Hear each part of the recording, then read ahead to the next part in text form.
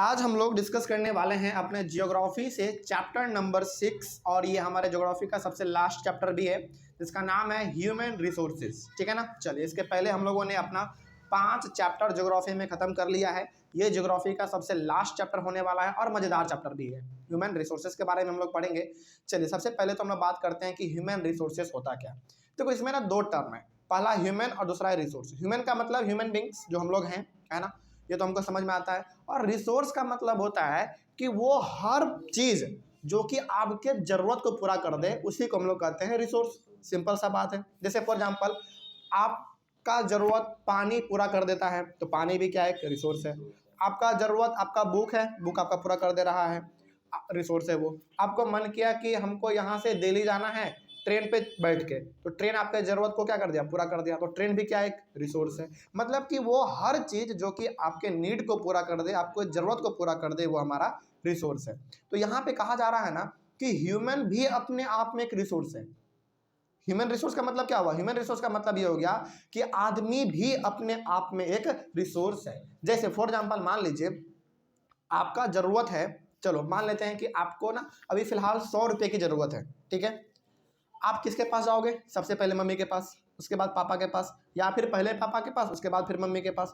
ये दोनों ना दे तो फिर दादा दादी के पास जाते हैं, नाना नाना के पास जाते हैं, भाई बहन के पास जाते हैं। मतलब यहाँ पे ये है कि आपको अभी फ़िलहाल ज़रूरत है 100 रुपये का। ठीक है, आप चले गए अपनी मम्मी के पास, मम्मी ने आपको 100 रुपये दे दिए।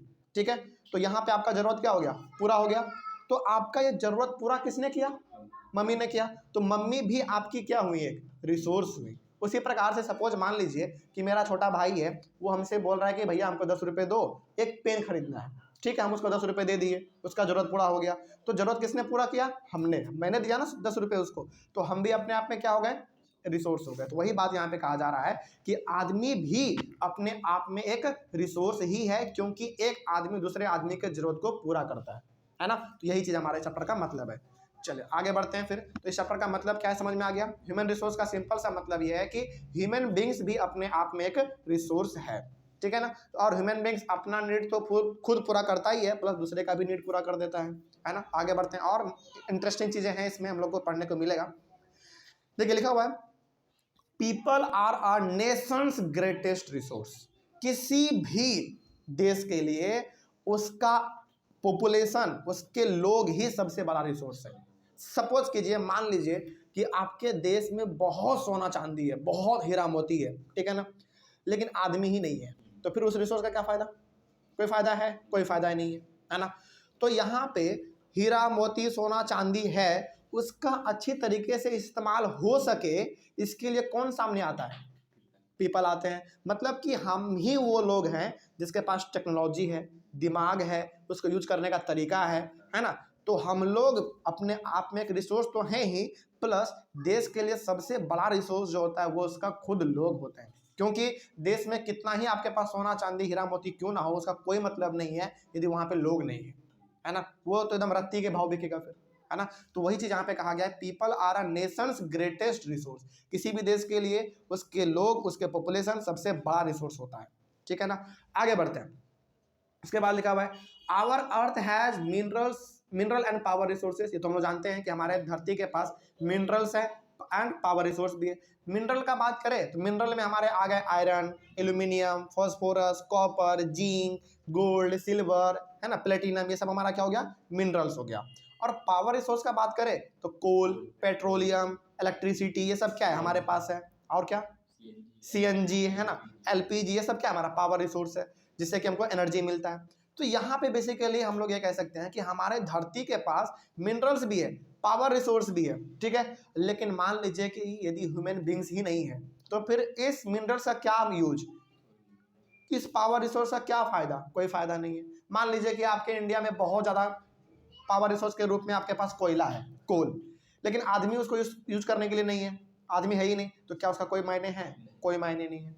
लेकिन आगे बढ़ते हैं, फिर क्या लिखा हुआ है, humans make use of these resources and produce useful products. अब आपके देश के पास मिनरल्स भी है, पावर रिसोर्स भी है, लेकिन ह्यूमन बींग्स क्या करते हैं, ह्यूमन बींग्स इस रिसोर्स को यूज करते हैं, पहला बात तो ये।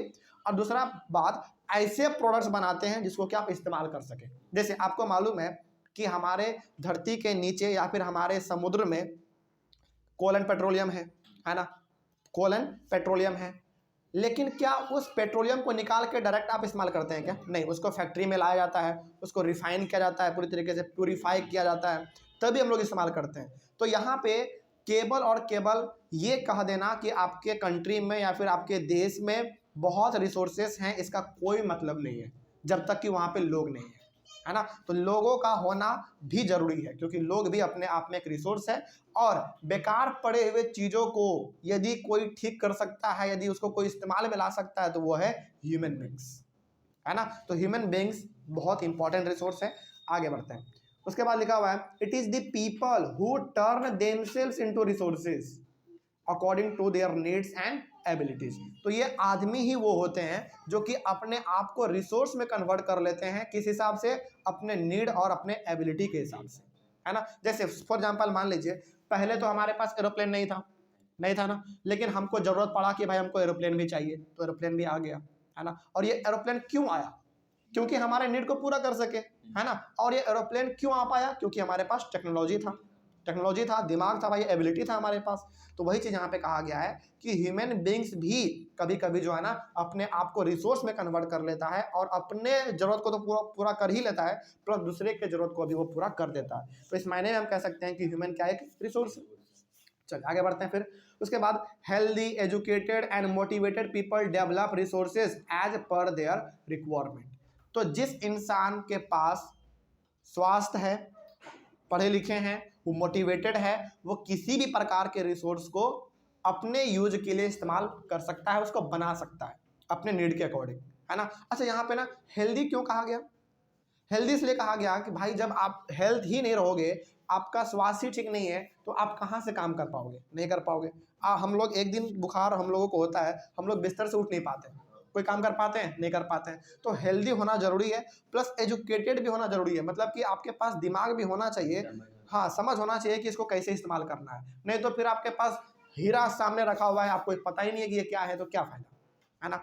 तो पढ़ा हुआ होना चाहिए, पढ़ा लिखा होना चाहिए, समझ होना चाहिए, हेल्दी होना चाहिए, प्लस मोटिवेटेड होना चाहिए, मतलब कि उसके अंदर ये आग होना चाहिए, हाँ हम ये कर सकते हैं, है ना। तो ये चीज़ है, और ये सबका सब आपको किस में देखने को मिल सकता है? ह्यूमन बींग्स में, ठीक है ना। आगे बढ़ते हैं। फिर लिखा हुआ है human resources are not equally distributed over the world. अब जैसे कि हमने एक चैप्टर पढ़ा था रिसोर्स, है ना, सबसे पहला ही चैप्टर है, उसमें हमने ये देखा था कि रिसोर्स जो है ना हर जगह पे बराबर मात्रा में नहीं है, मतलब कि कहीं पे आयरन बहुत ज़्यादा है तो कहीं पे आयरन बहुत कम है, यानी कि अनइवनली डिस्ट्रीब्यूटेड है ना। तो उसी प्रकार से हमारा ह्यूमन रिसोर्स सिंपली मतलब आदमी, ह्यूमन रिसोर्स का सिंपल मतलब आदमी लोग, हम लोग ह्यूमन बींग्स। तो ह्यूमन रिसोर्स भी पूरी दुनिया में एक समान नहीं है, कहीं पे बहुत ज़्यादा है तो कहीं पे बहुत कम है। इसको आप ऐसे समझ लो, जैसे चाइना के पास पॉपुलेशन बहुत है, उसके पास ह्यूमन रिसोर्स क्या है? बहुत ज़्यादा है। लेकिन उसी प्रकार से यदि आप देखेंगे रसिया ये सब, तो उसके पास पॉपुलेशन फिर भी चाइना से कम है, उसके पास ह्यूमन रिसोर्स क्या हो गए? कम हो गए, है ना। तो वही चीज़ यहाँ पे कहा गया है कि ह्यूमन रिसोर्स भी इक्वली डिस्ट्रीब्यूटेड नहीं है, वो कहीं पे बहुत ज़्यादा है तो कहीं पे बहुत कम भी है, ठीक है ना। आगे बढ़ते हैं। उसके बाद they differ in their educational levels, age and sex. अब यहाँ पे ह्यूमन रिसोर्स जो है ना डिफर किस चीज़ में करते हैं, मतलब कि ह्यूमन रिसोर्स किस प्रकार से एक आदमी दूसरे आदमी से अलग कैसे होता है? वो होता है एजुकेशनल लेवल पे, मतलब कि कोई आदमी है बहुत पढ़ा लिखा है, उसके पास नॉलेज है, तो वो अच्छा आदमी होगा, जो पढ़ा लिखा नहीं है वो थोड़ा सा कम होगा। मतलब कि यहाँ पे आप देख रहे हैं ह्यूमन रिसोर्स में भी ऊंचा नीचा देखने को आपको मिल रहा है। उसके बाद एज, कोई बहुत ज़्यादा एज का है, कोई बहुत कम का एज का है। तो ह्यूमन रिसोर्स एक ऐसा रिसोर्स है ना जिसमें कि मतलब डाइवर्सिटी ज़्यादा है ना। उसके बाद हमारा सेक्स, मतलब कि कोई मेल है तो कोई फीमेल है ना। तो ये भी चीज़ हमारा ह्यूमन रिसोर्स का ही एक पार्ट है। उसके बाद their numbers and characteristics also keep changing. Human resource का जो नंबर है और जो उसका गुण है यानी कि कैरेक्टरिस्टिक्स, वो भी लगातार चेंज होता रहता है। जैसे यहाँ पे पहला बात क्या है? नंबर का। हम लोग जानते हैं कि भाई हम ह्यूमन बींग्स हैं, तो डेली लाखों आदमी बढ़ रहे हैं, डेली लाखों आदमी जिंदा हो रहे हैं, यानी कि जन्म ले रहे हैं, ये लगातार चलता रहता है। दूसरा बात ये कि इसका जो गुण है, जो कैरेक्टरिस्टिक्स है, ये भी बदलता रहता है। जैसे आप देखते होंगे कि बहुत कुछ बच्चे बहुत पढ़ने में तेज होते हैं, उनके पास ब्रेन बहुत अच्छा होता है, कुछ बच्चे पढ़ने में उतने तेज नहीं हो पाते हैं। तो ये भी क्या है? लगातार चेंज होता रहता है ना। तो ये भी हमारा एकदम लगातार चलता रहता है। तो ये हमारा पूरा बात हो गया। अब आगे बात करते हैं थोड़ा सा गवर्नमेंट ऑफ इंडिया के बारे में। यहाँ पे लिखा हुआ है the government of India has a ministry of human resource department. यानी कि हम लोग ये देखते हैं कि हमारे इंडियन गवर्नमेंट में अलग अलग प्रकार के डिपार्टमेंट हैं। जैसे आप देखते हैं रोड कंस्ट्रक्शन डिपार्टमेंट है, एजुकेशन डिपार्टमेंट है, हेल्थ डिपार्टमेंट है, उसके बाद इंफॉर्मेशन टेक्नोलॉजी डिपार्टमेंट है, यानी कि डिफेंस डिपार्टमेंट है। अलग अलग डिपार्टमेंट बना हुआ है जो कि अपना अलग अलग काम संभालता है। उसी प्रकार से हमारे भारत सरकार में एक डिपार्टमेंट है, उसका नाम है ह्यूमन रिसोर्स डिपार्टमेंट। सोचो, मतलब एक डिपार्टमेंट ही बना दिया गया है ह्यूमन रिसोर्स डिपार्टमेंट का। अब ऑब्वियस ही बात है भाई, ह्यूमन रिसोर्स डिपार्टमेंट है तो ये किसका मतलब इसका काम क्या होगा? इसका काम ये होगा कि आदमी को सक्षम बनाओ, है ना, उसको पढ़ाओ लिखाओ, उसको इस कदर बनाओ कि वो अपने आप में एक रिसोर्स है, पहला बात तो ये। और दूसरा बात, उसको इस लायक बनाओ कि वो किसी भी बेकार चीज़ों को ऐसे इस्तेमाल कर सके कि वो एकदम लगे कि नया है ना। चलिए आगे बढ़ते हैं, इसका फिर काम क्या है देख लेते हैं। The ministry was created in 1985 with an aim to improve people's skill.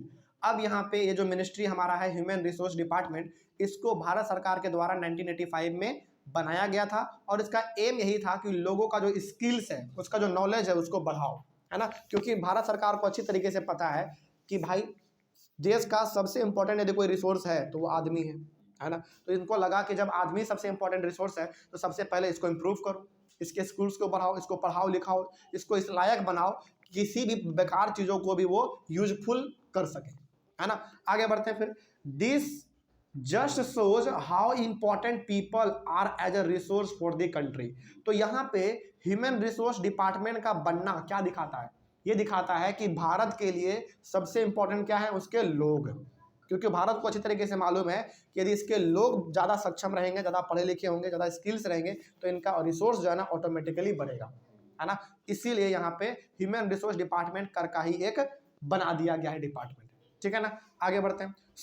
तो क्या हम लोग यहाँ पे कह सकते हैं लास्ट लाइन में, we can say that humans are the ultimate resource. तो लास्ट में इतना कुछ पढ़ने के बाद हम लोग ये चीज कह सकते हैं कि ह्यूमंस क्या है? एक अल्टीमेट रिसोर्स है। जैसे हम लोग कहते हैं ना sun is the ultimate source of energy, उसी प्रकार से हम कह सकते हैं कि humans are the ultimate source of resource, है ना। मतलब कि सबसे महत्वपूर्ण और सबसे इंपॉर्टेंट यदि कोई रिसोर्स है तो वो हमारा ह्यूमंस है, इसके बाद फिर कोई दूसरा रिसोर्स आता है, ठीक है ना। चलिए, तो ये हमारा हो गया इस चैप्टर का अच्छा खासा इंट्रोडक्शन। कोई डाउट यहाँ था समझने में? चलिए आगे हम लोग शुरू करेंगे डिस्ट्रीब्यूशन ऑफ पॉपुलेशन, ठीक है ना। चलिए, थैंक यू वेरी मच।